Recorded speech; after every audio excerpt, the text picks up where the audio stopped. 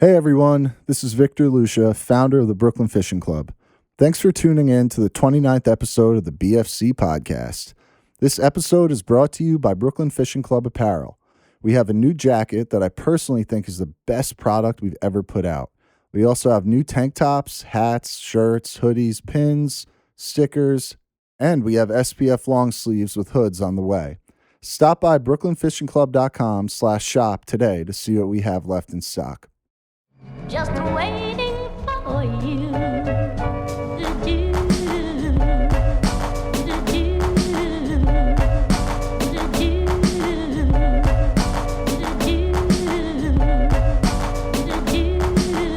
I'm super excited for this episode because I've been trying to get this guy on the show for a while, but he's always on the move. He's hands down the best spearfisherman in the United States and one of the best on the planet. He holds 4 world records, and today's guest is none other than Peter Correale. Hey Peter, how you doing, man? All good, man. How's it going?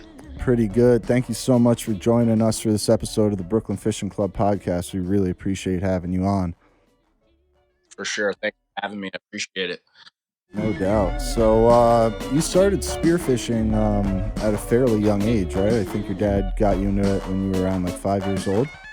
That's correct. Yeah, my dad was the one who really kind of got me interested in it when I was really young. I mean, both my parents are kind of outdoorsy people that are very passionate about wildlife, the outdoors, stuff like that. My dad was actually really big into sailing, and my mom's like a nature nut. So we were kind of myself and my siblings were kind of raised around running around in the woods and being out on the ocean and being into wildlife and stuff like that. So but yeah, my dad was the one who piqued my interest in it from a young age. So were you guys doing any like hook and line fishing before that, or was it kind of like head first into the spearfishing thing? That's a good question. I think technically before I was like targeting fish with a spear gun, I was definitely catching fish on rod and reel. Actually, I do remember my first fish on rod and reel. It was a little snapper bluefish. And I don't know how old I was. I had to have been, it's such a vague memory. I bet I was like 4 years old or something, or 3 years old. And it was actually in Charleston, South Carolina, on a dock behind a condo my grandparents had like downtown on the river.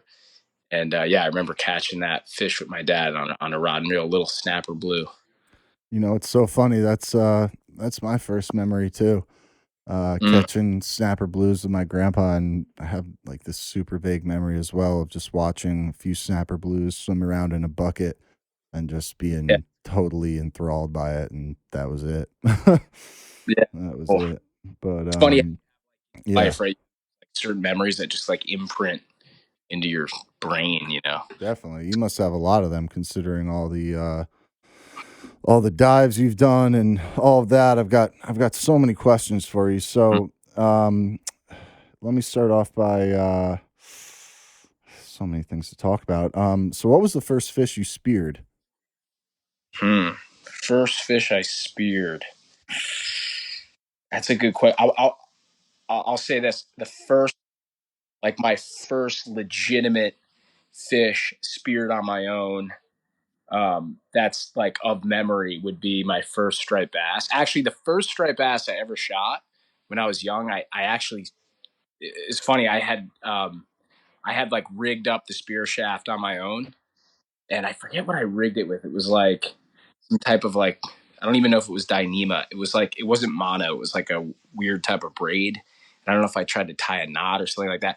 Anyways, long story short, I shot this striped bass, and I actually sent the shaft all the way through the fish, and the line just came undone, and the fish just swam away. Oh, Jesus.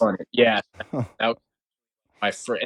That same day, I believe that I shot and landed like my first stripe, like legal size striped bass, and that was that was definitely something I remember because it was like at the time it was like a deal for me. You know what I mean? Yeah. How old were you when you did that? I can't. It's tough to say. Maybe like teenage years, preteens? like preteens, early teens. Wow. Yeah. Not a lot of kids out there spearfishing in their preteens solo. It's pretty badass. Definitely a sign for what was to come.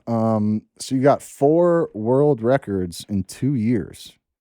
Um, would you say that was luck, or were you specifically targeting world record size fish? Good question. So, um, it was something I did strategically. Um, it's actually funny that you bring this up as a topic of conversation because randomly I was thinking about a couple of those world records randomly. And actually, to be totally honest with you, I'm not like that into the world record thing. And there's certainly like the world records that I officially have. Like, they're not. I don't. I guess I am proud of them to some degree, but I don't. One of them I'm like pretty proud of, but the other ones I'm not like. I don't.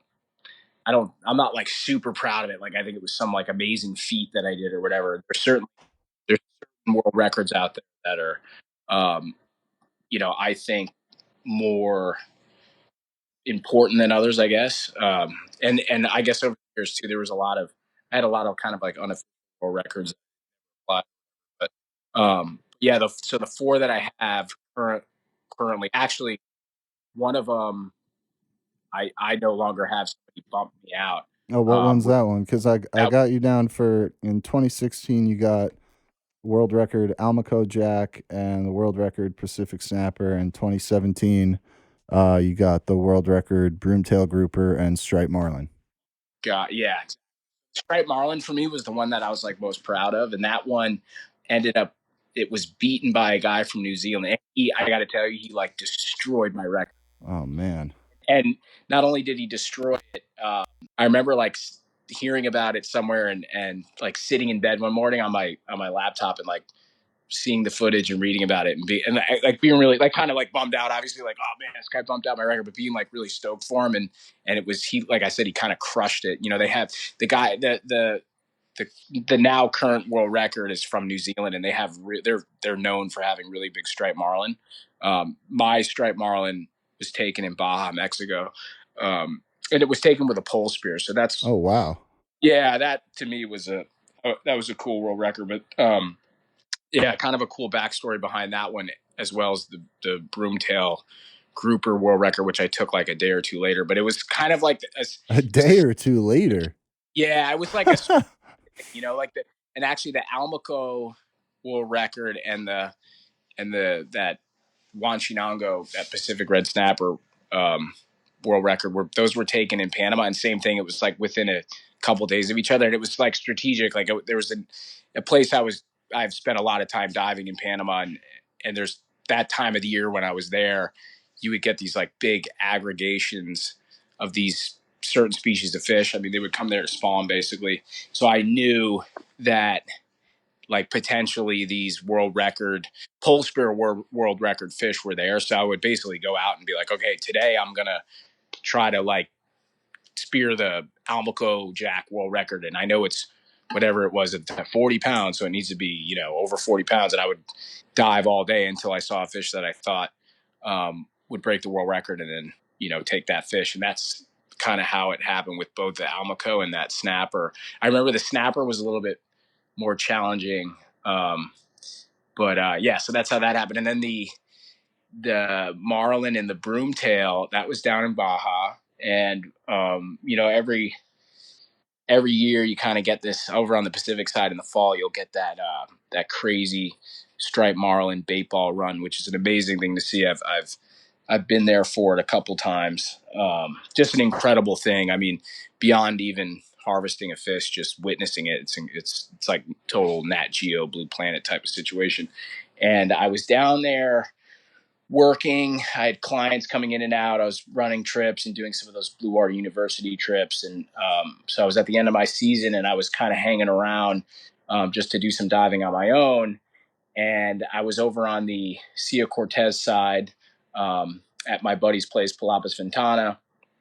And we have all these contacts over on the Pacific side, these guys that live there that we work with a lot, and they're always relaying information to us. So we had them kind of, we had them on call for us to let us know when, if the striped marlin thing were to happen, they would let us know so we could kind of rip over there on a strike mission.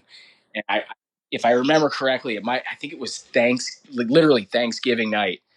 My buddy does like a big dinner at his restaurant there, and I was with him and his family, and we were eating Thanksgiving dinner, and we got a text message from one of our guys over there, and he was like basically giving us a report from that day, and they had been out and they had found all this, acres of bait balls and all these striped marlin. So I was basically like, all right, like this is the go. I need to be over there like within the next 24 hours. And this is when I'll have the potential to maybe take a world record on a pole spear.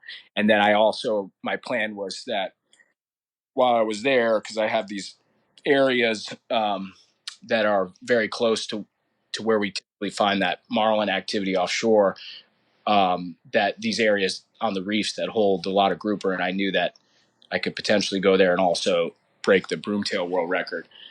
So I actually ended up calling a buddy of mine, this guy Chris Gates, really cool guy. He's actually a business partner of mine as well. We have a spearfishing e-commerce business together, and I basically called him and I was like, "Listen," I was like, "You got to make a decision and try to be down here within, like be here tomorrow morning within 24 hours. We're gonna go do a strike mission." I remember he was like, "Oh shit, all right, give me a half hour and I'll get back to you."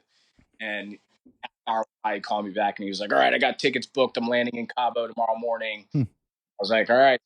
Basically, he like flew into Cabo. I sent a car to pick him up.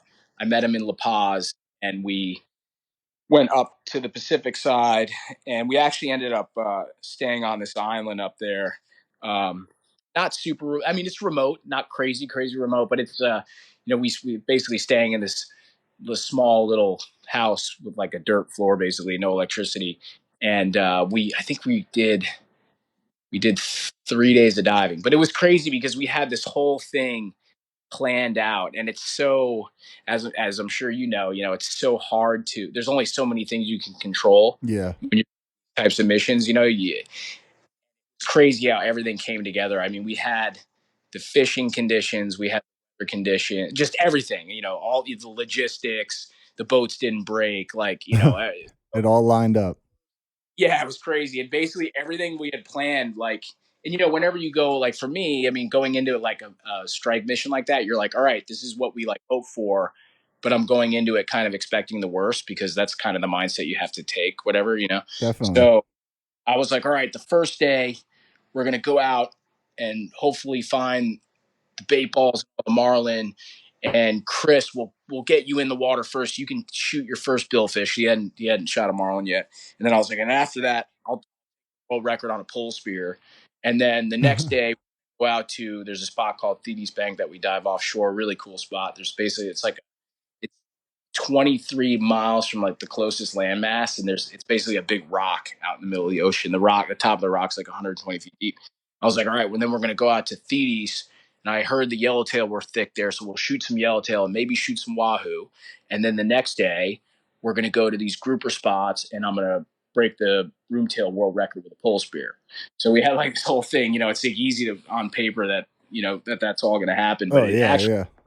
literally came together like that. We went out the first day right away. I mean, within the first hour or so, we found, all the bait balls and everything. Chris shot his first marlin, nice striped marlin. And for the record, by the way, I know there's like kind of a stigma behind killing billfish or whatever, but everything you know, I think there's kind of like a misunderstanding with a lot of people that marlin aren't good to eat, which actually they're very, very good to eat. So we weren't, we don't like shoot marlin for no. We kill them because we harvest them and eat them. And those striped marlin aren't particularly big. The one I think that world record I had was like 80 something pounds or whatever. So everything went to, what we didn't take and eat for ourselves, the local guys we were with took and everything. So just for the record, some people think that killing a billfish is for no reason than other than killing it, which is not true. Anyways, so yeah, first day, Chris shot his marlin first. He shot it with a conventional spear gun, and then I set up the pole spear and was like, all right, we're gonna try to set this world record. Actually, at the time the striped marlin world record on a pole spear was open, so no one had even shot one and applied it. Uh, so we did that, and that was actually, it was funny at first going into it. I was like, all right, this is gonna be pretty easy or whatever, and then yeah, at first I was like, oh man, like after a couple attempts, I was like, shit, maybe this isn't possible. I actually had basically we'd like run up on these bait balls and I'd jump in the water and I'd have like a quick breathe up and then I'd make a dive and the fish were moving. So I'd have like an opportunity. And then after that, we'd have to get back in the boat and chase another bait ball down and reset. And I was kind of getting a little like, I don't want to say discouraged, but like starting to think that maybe it was going to be, not that it was impossible, but it was a lot more difficult than I thought. And then I had a drop where I like nicked a fish like on his back. And I was like, all right, like I'm getting close. Like this is now doable. And then ultimately I ended up having this setup where when I dropped in the water, this one fish happened to turn off this bait ball. And I remember too, like it right as I jumped in, like the bubbles were just kind of clearing out of in front of my basket, and this one fish kind of swam at me. And when I hit him with the pole spear, I think because of the the momentum of coming towards me, I ended up putting the whole front of the pole spear all the way through him. So not only did I toggle the tip, but like that first foot or so where that what we call the injector rod or the thinner part of the pole spear went all the way through him, and the thicker part of the pole spear kind of like pushed into the side of him, and so I knew as soon as that happened, I knew that I would land that fish assuming the gear held up because that tip toggled on the landed and then ended up applying that fish, and of course it made it into the record books. And then the next day we went out to Thetis Bank, and exactly like we had hoped for, the water was super clear. I think I shot a wahoo on like the first drift. Chris ended up shooting a beautiful yellowtail, like down. I think it was one of his deeper dives he had done down on the rock, and we ended up taking a couple nice yellowtail and a couple wahoo. And then the third day, we went to the grouper spot that I have like quite a few areas that I've found over the years from spending a lot of time in that area diving specifically for grouper. But this was a spot that I think I had just kind of discovered like earlier in the season. And I had these numbers to this one pile of rocks, but when I had dove the spot, it was pretty dirty. So I was kind of, my knowledge of that little piece of bottom was, kind of restricted what I had seen in only a small area diving, just because of the visibility, and we hadn't spent much time in the boat, kind of running around the area like metering the bottom and seeing if there was other pieces of bottom there. And when we pulled up to the spot, it was like the best visibility I'd seen inshore ever on that side of Baja. It was top to bottom. It was like, and we pulled up in like 80 feet of water and literally could see the bottom. We could see like fish on the bottom. So Wow. we had like Oh my incredible God. fish, and it turned out that little section of bottom that I found earlier in the season and spent some time on, it turned out that there was just shit piles of good bottom there that we just hadn't discovered yet, but we could see it because the water was so clear. And it was like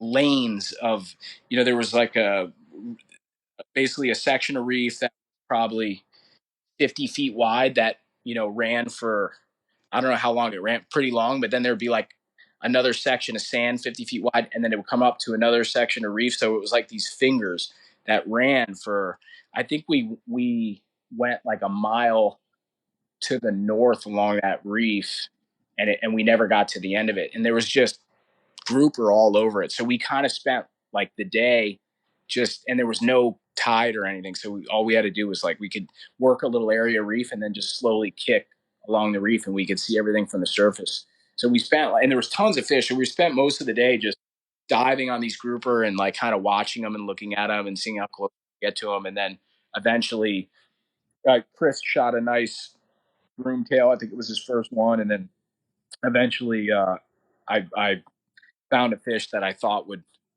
break the world record, which at the time was held by a guy from Key West. This guy Roberto Ruiz, really cool guy, good diver, and he had come down a couple years prior and dove with us, and he had set the world record. So ultimately, I ended up shooting this broomtail that like just barely beat his.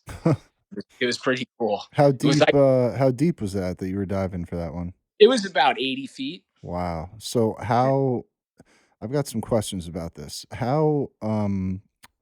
First of all, how long can you hold your breath for? That's a good question. I mean, I gotta be honest with you. Right now, I'm so out of shape. I probably couldn't hold my breath for more than 2 minutes right now, to be honest. But I That's would say, it's like a common question. People are always like, "Oh, so how deep do you go, and how long do you hold your breath for?" And I would say that, you know, for me now, like I don't really dive much over 100 feet anymore, unless I'm in a place where you kind of need to, and then there's like you're going into it knowing that you're doing that or whatever. But typically, everything I do now is under 100 feet, and I would say like a minute 30 to a minute 45.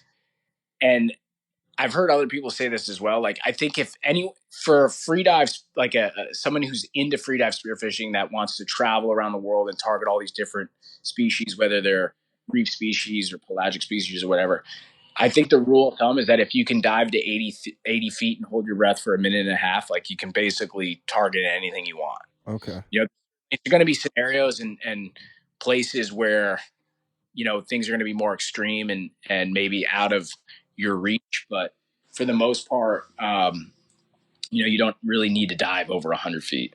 Gotcha. And, So let me ask you this. I scuba dive, and so, I know about how you have to wait at certain levels depending on how long you've been down, Mhm. to decompress and let that oxygen get out of, your bloodstream, right? So, do you have to do that with this type of diving, or is it not Yeah, applicable because, like, you're not down there for that long? Or, like, when you're going down 100 feet, do you have to factor in decompression time, when it comes to how long you're holding your breath? right. That's a good question. That's another kind of common question. Typically, getting the bend from free diving is not a risk that you have to worry about. But once you start diving, over, let's say, 120 feet consistently, that's when you can potentially get the bends. And actually, funny enough, I know a guy. His name's Ray Powell, legendary guy. He's from Australia. He owns a fin company called Divar. Just an amazing guy. I mean, dude, this guy could write like 3 books of crazy stories of life as a spear fisherman or whatever. And he was the first documented case of a freediver being bent from freediving. And in his case, he was living in Greece and he was diving like every day, and he was diving 40 plus meters every day. And he got bends, and they couldn't figure out what was wrong with him. And it was a doctor in Australia that eventually figured it out, that he had gotten bent from freediving. So to to answer your question in kind of like the short answer, I guess I should say, would be that yes, you, the risk of being bent is there, but you would have to be diving deep, and you would have to be diving deep consistently. Um, Got you. there's like, over in Europe, the free dive spear fishermen in Europe are some of the best in the world, and these guys are super deep. And part of it is because there's just not a whole lot of fish left there, and the fish that are left are deep and smart, Mhm. and a lot of these places, like in the Med, it's very conducive to deep free diving. There's not a lot of current. The water's really clear, and those guys, No sharks.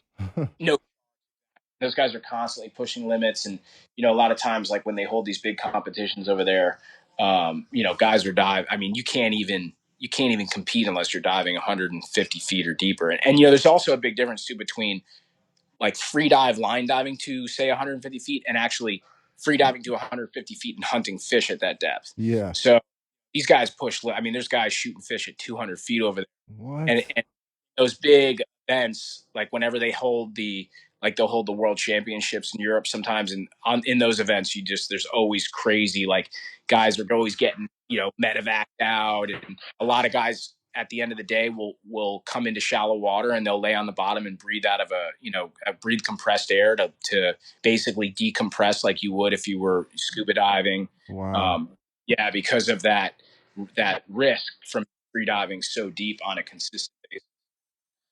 That's crazy, man. So what do you think is the most dangerous aspect of spearfishing? I mean, certainly, shallow water blackout which is essentially, again, the short answer. Basically, And the reason they call it shallow water blackouts because it usually happens within 15 feet of the surface or on the surface.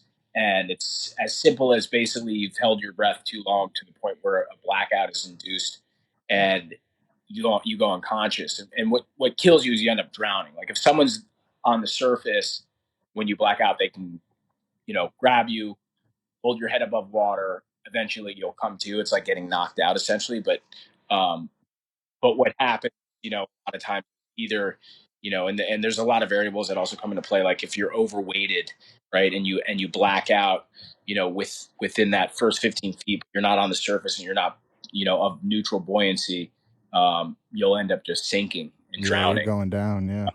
Yeah. So, or I mean, there's been plenty of instances of guys blacking out on the surface. They're just face down, and there's nobody there to keep their head up out of the water. So they end up just drowning on the surface. So And black, is that yeah, because they're not going with a buddy? Like, or is that just like, I mean, one of the big things with free dive safety is like kind of the rule of thumb is diving within a buddy system, and in a true buddy system means that one up, one down, and you're watching, as the guy's down, you're watching everything he does, and you're watching him when he hits the surface, and yeah. so on and so forth. And you And practice that, right? I mean, that's something you have to, right? right, to be honest with you, like we do it when we're like pushing, kind of more extreme circumstances. But the reality is that shallow water blackout from not doing long breath holds and not diving very deep. So it's always kind of a risk.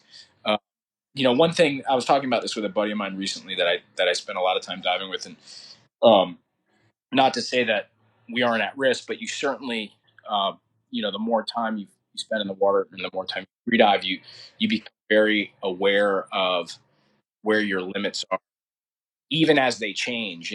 My limits, 7 years or 8 years ago are certainly different than they are now. So you just become so in tune with that I think, not that the risk isn't there, but you certainly can manage the risk better by knowing where limits are, and when like I said, the rule of thumb is that you should always be diving in a buddy system. But to be totally honest, that's something me and a lot of guys I dive with certainly don't do often. Another big risk is diving in areas with a lot of boat traffic and getting hit by a boat. That's a big risk. Uh-huh. uh, and then all the other risks that go with it too. I mean, How about sharks? Have you ever had any sketchy experiences with sharks when you're bringing a catch to the surface? I have, but you know the shark thing is completely manageable. Any type of real close calls that I've had have been from my own negligence or pushing things to a limit where you're just, it's like anything, right? Like, I've spent tons of time in the water with all different species of sharks. I'm very, very, very comfortable with them, and that's probably why I've pushed certain limits where I've had some close calls. I mean, knock on wood, I actually amazingly haven't been bit, and I've done some like I've done stuff where like in the Bahamas where we'd like basically get all we'd be anchored up in shallow water on a boat, and we'd have all these sharks behind the boat, and we'd be feeding them fish, and like we'll hang like a barracuda off the back of the boat at night, and I would go in in the water with the camera basically blind, and it'd be in shallow water, and the sharks would go on a feeding frenzy and stir up all the sand, and it was dark, and I'd be in the middle of it filming it and being bumped by sharks and all this crazy. So I've done like a lot of stuff like that, and any, like I said, all it was just for me pushing a limit, you know but for the most. You're a habitual line stepper, aren't you? I mean, not in life typically, no, but like with the spearfishing thing, at times, yes. I feel that. Catch fish or die trying, bro. That's right. Um, what are some of the sacrifices you've had to make along the way, like, to become as successful as you've become? I mean, I'm sure you've had to spend a lot of time away from your family. Hmm. I'm sure they worry about you when you're out there, especially with all these risks that are involved, even though, you are a complete professional and one of the best in the game. I mean, they have to worry about you when you're out there, I'm sure. Yeah, for sure. I mean, there's certainly,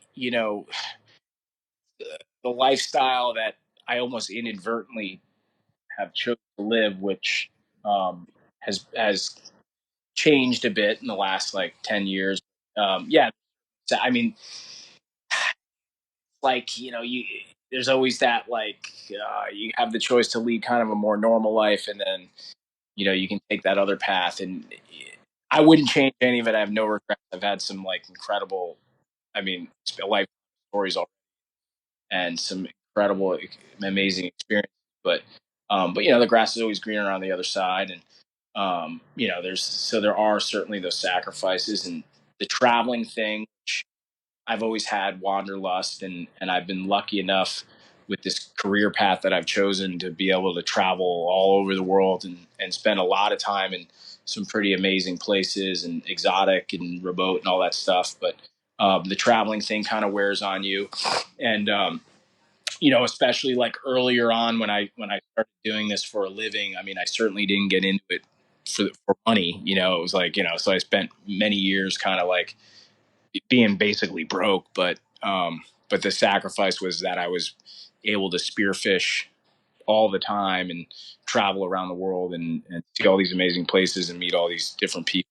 So, those are it's kind of some of the sacrifice. It's you're essentially not leading like a normal life. So anything that comes with that normalcy, you kind of lose out on. But like I said, I wouldn't change any of it. It's been a wild ride.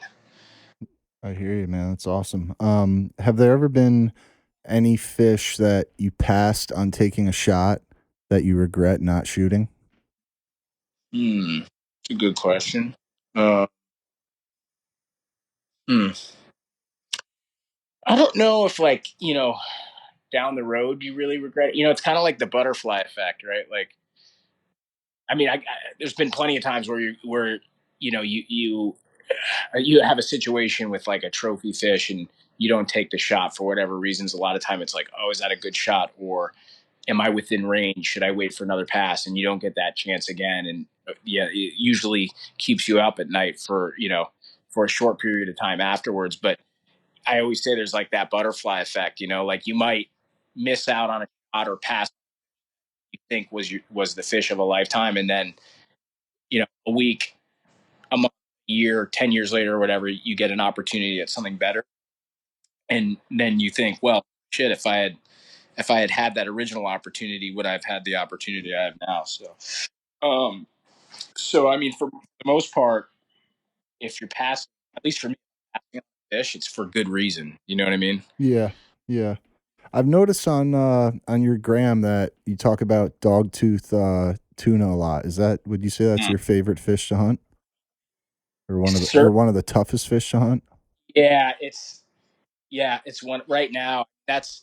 They're gnarly, man. They're really, once you get that dog tooth addiction, shit's like heroin, man. It takes like one hit, and you're done. Uh, Dunzo. yeah, next on the other side of the world, out in the middle of fucking nowhere, pushing your limits, like diving deep in crazy current, wrecking all your gear, asking yourself if it's even possible to land a big one. Like that's how those fish will like push you to those limits, but they're just badass, man. There's nothing like them. I mean, basically it's like imagine you take like a giant 300-pound yellowfin and like combined it with like 100-pound cubera.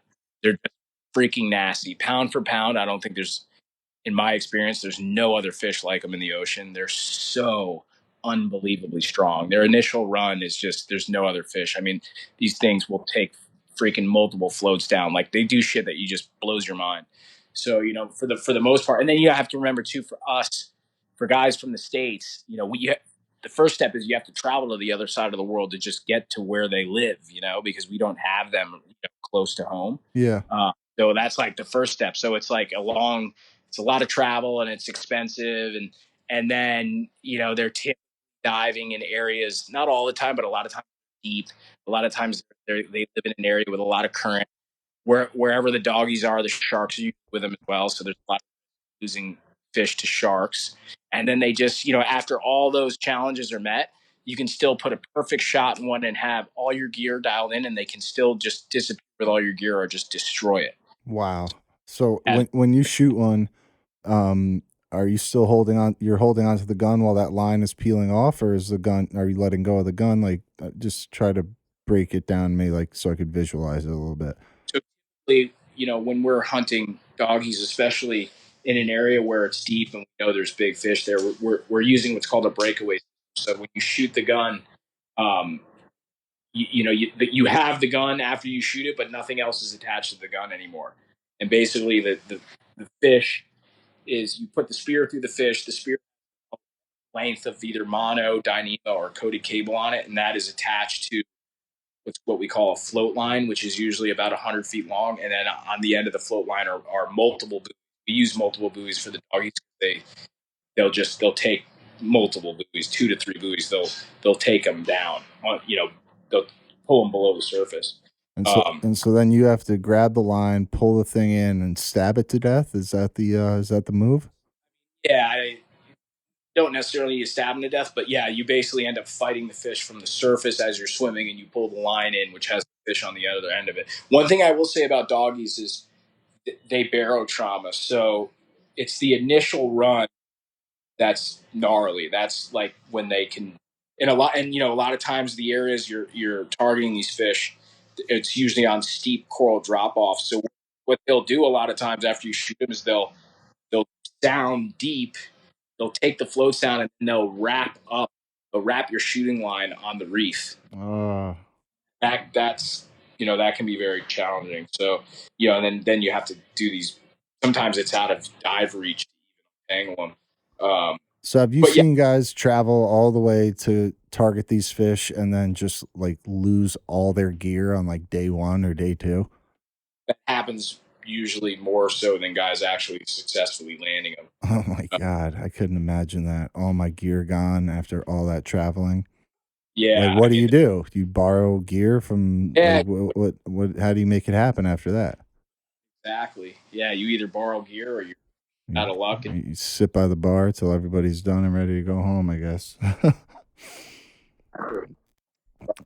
yeah, um, so how do you train for this? Like, what do you do to get in prime shape?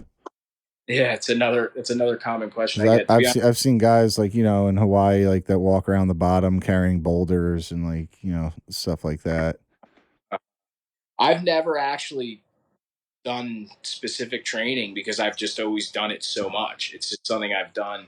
I was talking about it with a buddy actually earlier today. Like there were times, like when I was running the trips, and I started a spearfishing outfit in Panama years ago during like the height of our business. We would be running trips for like 3 months straight. I would be in the water almost more than I was on land. So for me, I was always just doing it so much. There was my training when I wasn't doing it was resting.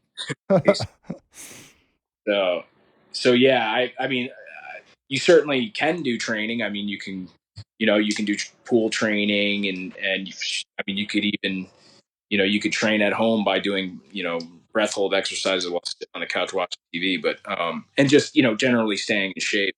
But yeah, so I like I said, I don't. There's no training that I personally do just because I'm lucky enough to be spearfishing all the time. So That's that's really interesting. I yeah. mean, that's got to be the best way to train, man.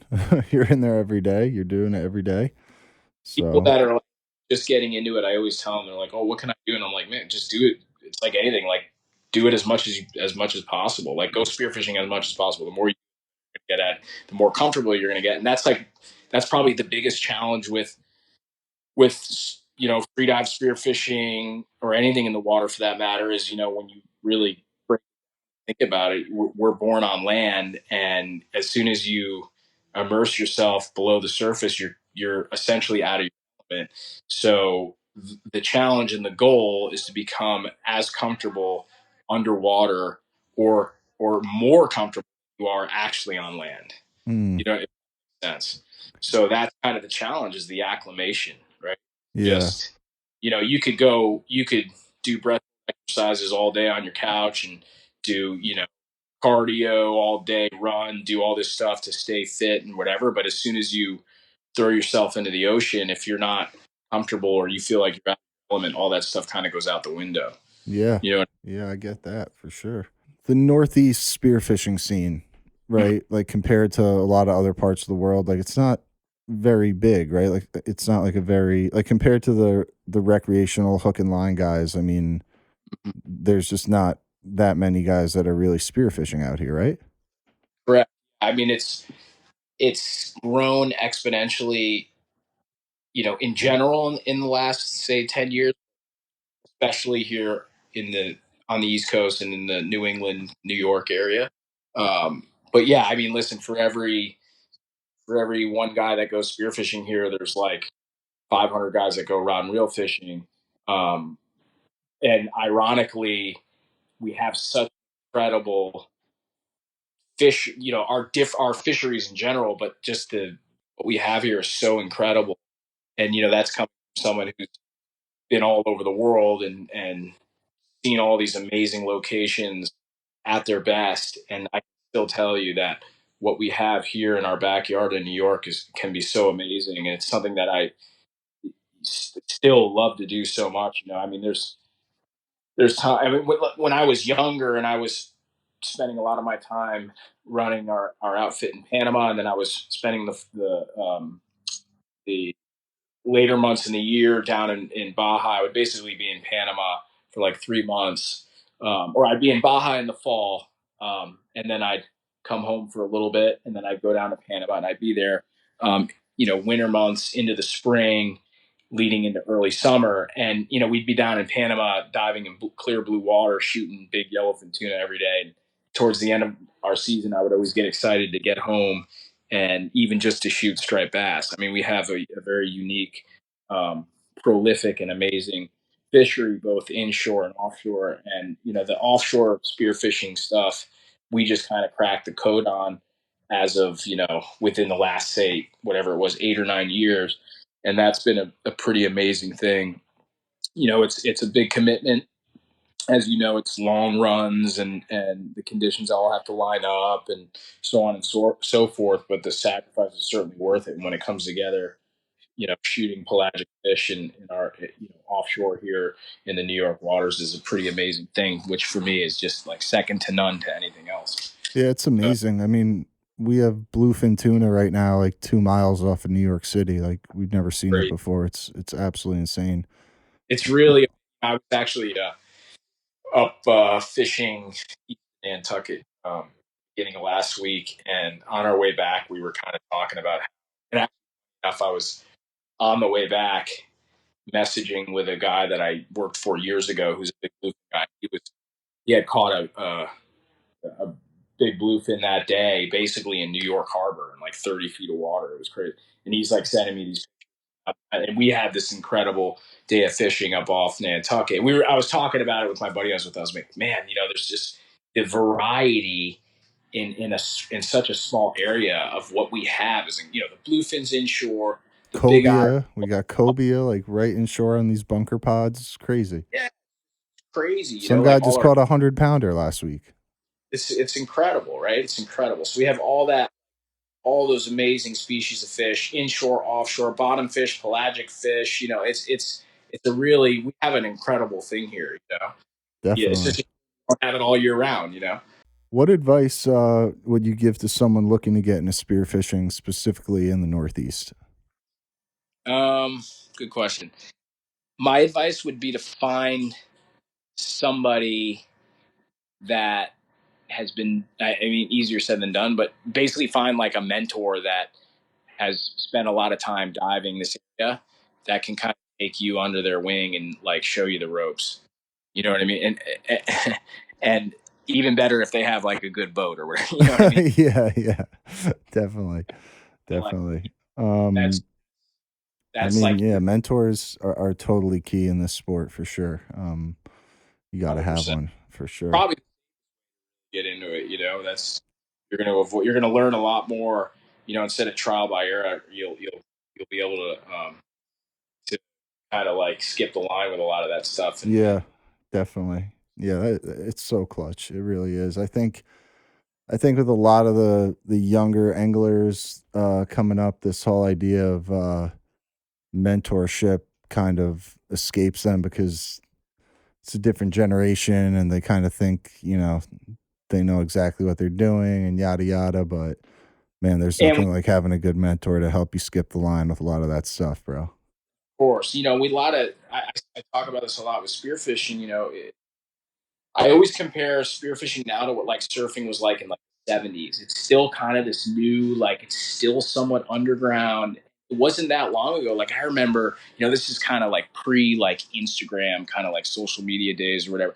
The spearfishing thing, like there was no like information so hard to get. There was like one big forum online, which was basically like the hub of the spearfishing world back then. And then before that, it was like guy Terry Moss who literally wrote the book on like blue water hunting, and it was like him and a lot of guys from California that were pioneering the blue water stuff. And it was just there was like a couple books and a little bit of stuff online, but there really wasn't like nowadays it's so there's so much readily available information, and then there's the free dive courses and spearfishing clinics and all this stuff. So like I said, none of that stuff was available. And really what it was is you'd have to find like an OG like spearfisherman that was like willing to like take you under his wing. And I mean, even getting like big blue water spearfishing guns, like you'd have to like make the damn things, it was crazy. It really, Wow. really, yeah. And that wasn't that long ago. So like I said, it was all about like finding somebody who would like kind of take you under their wing and like kind of show you the ropes. And now things have changed, and the information, equipment, and the dive course and all that stuff is more accessible. But certainly, like the best and easiest way to really get into it, especially around here, would be to find someone that would be happy and willing to kind of like take you under their wing and show you the ropes. Gotcha. Yeah, that's great advice, man. Definitely. We're running out of time here, but I'm going to ask you a question that I try to ask all my guests, and that is, do you have any superstitions when it comes to the sport, good or bad? Yeah, I'm not really a superstitious person, to be honest. Like, dude, like, fuck, I'll bring a banana on the boat. I don't give a shit. You know what I mean? Yeah. So I'm not really superstitious. I'm more like OCD. Like, I get like super OCD with like my gear and equipment, and like if everything isn't all perfect, it's like gets in my head, and then it probably affects the way because when you're really dialed into the free dive thing, you're so clear headed and in tune and whatever, but like the littlest thing can kind of throw you off. So Yeah. it's more like an OCD thing, I'm not really a super guy. I hear you, man. I can totally relate to the OCD thing, especially when it comes to fishing. Yeah. But yeah, man, unfortunately we got to wrap it up. I wish we could keep going, but who knows? Maybe we'll do a part 2 down the line. Yeah, sure. But yeah, man, thank you so much for coming on the show. We really appreciate it. And, tight lines, man. I'm looking forward to continuing to follow your gram, see all these crazy fish you're getting. You're a legend, man. Thanks a lot for coming on. I appreciate it. Thanks for having me. Thanks for tuning in to another episode of the Brooklyn Fishing Club podcast. If you're interested in joining the #1 fishing club on the planet, visit brooklynfishingclub.com/membership for details. You don't have to be from NYC to be a member. We have members from Brooklyn to Sydney, Australia. Within 2 days of signing up, you'll have a new shirt, stickers, and a pin shipped for free to your door. Once you join, you'll gain access to our community, info on anything fishing related, and you can literally text me any fishing questions you have, and I'll have an answer for you within 24 hours. Thanks for listening to another BFC podcast episode. Please consider making a donation to our show. Visit brooklynfishingclub.com/podcast to help us keep the show going. Till next time, tight lines, everyone.